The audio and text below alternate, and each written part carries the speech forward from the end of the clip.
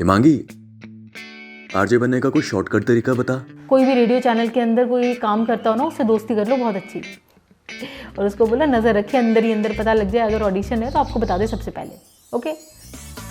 Episode 3, radio jockey auditions में होता क्या है और इस जॉब के लिए अप्लाई कैसे करते हैं। Not just RJ tutorials by RJ Himangi. Himangi, ये आरजे के ऑडिशन में करवाते क्या हैं? बेसिकली वो आपकी क्रिएटिविटी चेक कर रहे होते हैं कि आप कितने एंटरटेनिंग हैं, आपकी एनर्जी क्या है, सोच कैसी है, आप कितने स्पॉन्टेनियस हैं, आप कॉन्फिडेंट हैं कि नहीं है, म्यूजिक को लेकर आपका कितना नॉलेज है, आपका वो क्वर्क, वो अतरंगीपन क्या है, ये सारी चीजें ये चेक करते हैं। और कई बार सवाल पूछ के चेक करते हैं और कई बार बातें करके चेक करते हैं। आई मीन आपको लगेगा कि अरे इंटरव्यू तो हुआ ही नहीं, लेकिन उन्होंने 10 मिनट आपसे बात करी, उसमें उन्होंने आपको पूरा ऑब्जर्व कर लिया, सब जान लिया। अच्छा, ऑडिशन में किस तरह के सवाल पूछे जाते हैं? जो भी क्रिएटिव ऑडिशंस होते हैं ना, उसके अंदर कोई हार्ड एंड फास्ट कोई फिक्स फॉर्मूला नहीं होता कि यही पूछा जाएगा वही पूछा जाएगा, कुछ भी पूछ सकते हैं रैंडमली, डिपेंड करता है इंटरव्यूअर पे।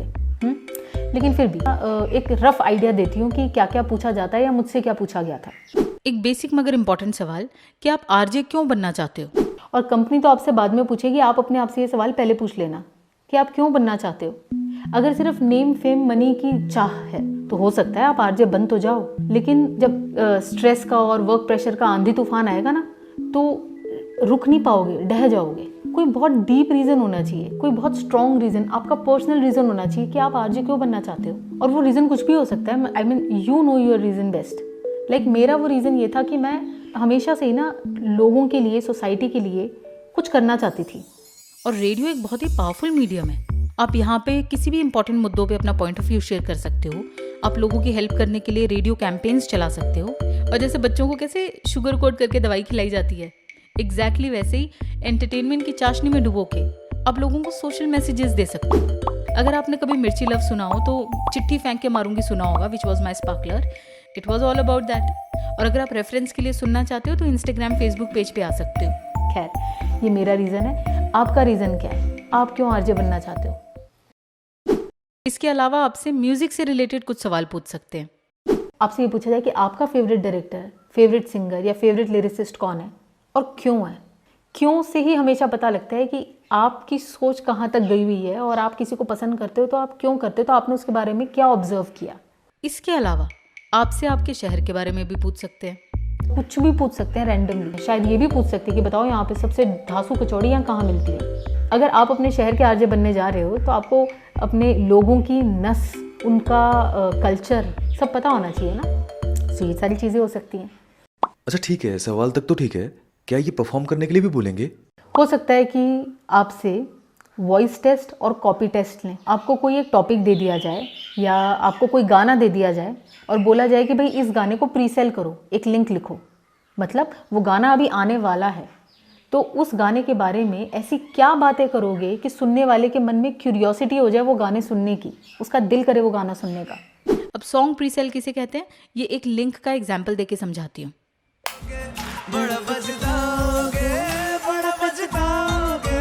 दुनिया में ना 2 टाइप के लोग होते हैं, एक तो इस गाने जैसे और एक जो गाना आने वाला है उसके जैसे।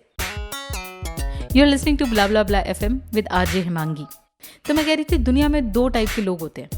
एक तो बेचारे टाइप जो ब्रेकअप के बाद अपने एक्स को बद्दुआएं देने में बिजी रहते हैं, और दूसरे होते हैं मेरे जैसे जो ब्रेकअप के बाद बैठ के गाने लिखते हैं, पोइट्रीज लिखते हैं। तो इसी मुद्दे पे अर्ज किया है। पिज्ज़ा सिर्फ तेरा नहीं, मेरा भी फेवरेट था, पर मैं एक ही स्लाइस खाती थी, 3 तेरे लिए बचाती थी। कहती थी खा के आई हूँ, चाहे मैं घर से भूखी आती थी। मेरे अपने काम पेंडिंग थे, पर मैं बैठ के तेरे असाइनमेंट्स करती थी। ब्लैक कॉफ़ी के शॉट्स मार के आंखें काली करती थी। कभी तुझे पैसों की ज़रूरत हो तो मंथ एंड में भी देती थी। अपनी शॉपिंग सेक्रीफाइस करके हमेशा तेरे लिए कुछ लेती थी। बस थक गई हूँ पैम्पर करके, अब मुझसे नहीं हो पाता। अच्छा हुआ तो खुद ही चला गया, इसमें तेरा घाटा। नहीं जाता। Sung by one and only Gajendra Verma. You stay tuned, मिलते हुए इन गानों के बाद। मैंने तो बस एक एग्जाम्पल दिया, आप अपनी लिंक अपने तरीके से करना, ठीक है। अच्छा ये भी हो सकता है कि वो आपको कोई न्यूज़ दें और कहें कि इसको लिंक में कन्वर्ट करो। अब लिंक कैसे लिखते हैं, इसकी लिंक नीचे डिस्क्रिप्शन में मिल जाएगी। अब बात करते हैं कि इस जॉब के लिए अप्लाई कैसे करते हैं। उसके लिए एक बड़ा आसान सा काम कर सकते हो आप कि जितने भी FM चैनल्स हैं ना, उनको सोशल मीडिया प्लेटफॉर्म पे जाके फॉलो करना शुरू कर दो। जैसे फेसबुक, इंस्टाग्राम, लिंक्डइन, उनका यूट्यूब पेज हो, उनकी कोई वेबसाइट हो, हर जगह जाओ और उन पे नज़र रखो। नज़र इसलिए क्योंकि जब भी RJ के ऑडिशंस होते हैं तो ये लोग वहाँ पे पोस्ट डालते हैं, अनाउंस करते हैं, आपको इन्फॉर्म करते हैं। तो इस तरीके से एक तो आप इन्फॉर्म्ड हो सकते हो। दूसरा तरीका है न्यूज़पेपर पे नज़र रखो। कई बार न्यूज़पेपर में भी ऐड देते हैं ये RJ ऑडिशंस की। फिर तीसरा तरीका है कि ऑडिशन का वेट ही मत करो, गूगल बाबा की जय करो। वहाँ पे आपको हर FM चैनल के कॉन्टैक्ट नंबर, रिसेप्शन का नंबर, उसका एड्रेस मिल जाएगा।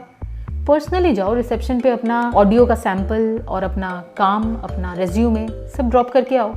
एक काम और कर सकते हो, ये FM चैनल की वेबसाइट्स पे जाओ, वहाँ पे ना एक करियर ऑप्शन लिखा होता है। हो सकता है उस करियर ऑप्शन के अंदर अगर RJ की या किसी भी और डिपार्टमेंट में कोई वैकेंसी हो तो उसके बारे में इन्फॉर्मेशन हो, और हो सकता है वहाँ पे आपको HR का कॉन्टैक्ट नंबर मिल जाए, ईमेल ID मिल जाए। अगर HR की ईमेल ID मिल जाती है तो सीधा HR को अपना रिज्यूमे मेल कर दो।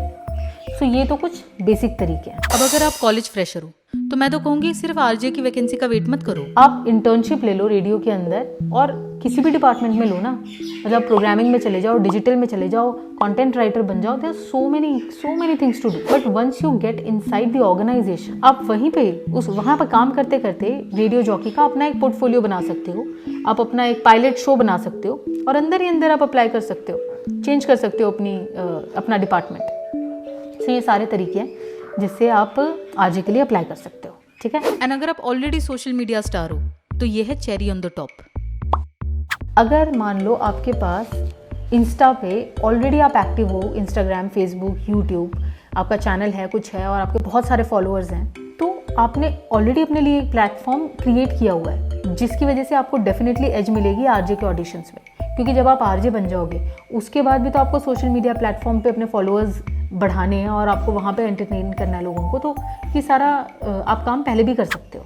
तो अभी के लिए इतना ही, बाकी all the best. Be yourself, जैसे हो वैसे ही रहना, बिल्कुल नर्वस मत होना। क्रिएटिव ऑडिशंस होते हैं, ये कोई रोडीज़ का ऑडिशन नहीं है कि आपका एक स्ट्रेस इंटरव्यू लिया जाएगा, ठीक है। बड़ा नाइस, लाइट हार्टेड, बड़ा अच्छा सा इंटरव्यू होगा।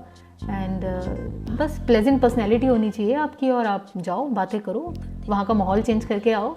अगले एपिसोड में हम डिस्कस करने वाले हैं कि इस प्रोफेशन से रिलेटेड चैलेंजेस क्या क्या होते हैं। आपको डराने के लिए नहीं बताना चाहती हूँ, बट इसलिए बताना चाहती हूँ कि जब आप RJ बन जाओ, कोई भी स्ट्रगल आए लाइफ के अंदर, तो किसी भी परेशानी से ना आपकी जड़ें वो डगमगा ना जाए, मजबूत हो, ठीक है। तो ये डिस्कस करते हैं।